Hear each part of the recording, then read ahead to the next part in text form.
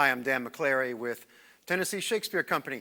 In fun preparation for our new Jack Jones Children's Literacy Gala on April 24, which we will broadcast live and for free, I've been inspired by so many of our celebrity readers and actors, I thought I might give you a brief piece by Ernest Hemingway in this Prelude.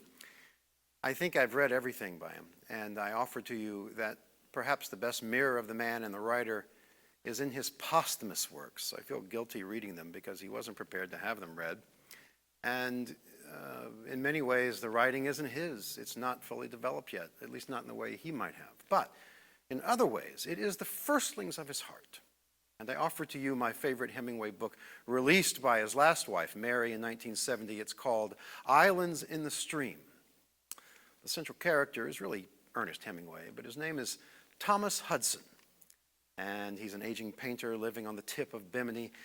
It is a wild story. It's seemingly fiction. It's very expansive, borders on madness. But I think at its heart, it's deeply factual. No more so than here in the beginning of the book that was originally intended to include, by the way, his Old Man and the Sea. You ready? I'm reading from my first edition, which is given to me by Connie and Dunbar Abston. It's page 8, if you're reading along.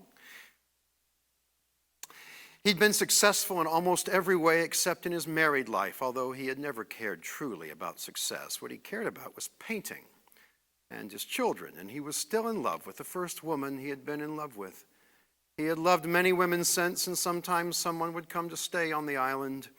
He needed to see women, and they were welcome for a while. He liked having them there, sometimes for quite a long time. But in the end, he was always glad when they were gone, even when he was very fond of them.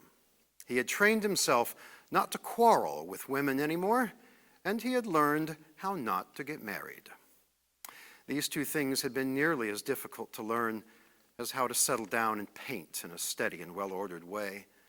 But he had learned them, and he hoped that he had learned them permanently. He had known how to paint for a long time, and he believed he learned more every year. But learning how to settle down and how to paint with discipline had been hard for him because there had been a time in his life when he had not been disciplined. He had never been truly irresponsible, but he had been undisciplined, selfish, and ruthless. He knew this now, not only because many women had told it to him, but because he had finally discovered it for himself. Then he had resolved that he would be selfish only for his painting, ruthless only for his work, and that he would discipline himself and accept the discipline. He was going to enjoy life within the limits of the discipline that he imposed and work hard. And today, he was very happy because his children were coming in the morning. I love trying to get to know the authors as much as reading their works. I think this is so also of William Shakespeare. I hope you'll join us on April 24 in an effort to support our intrepid teaching artists here in Memphis. Thank you.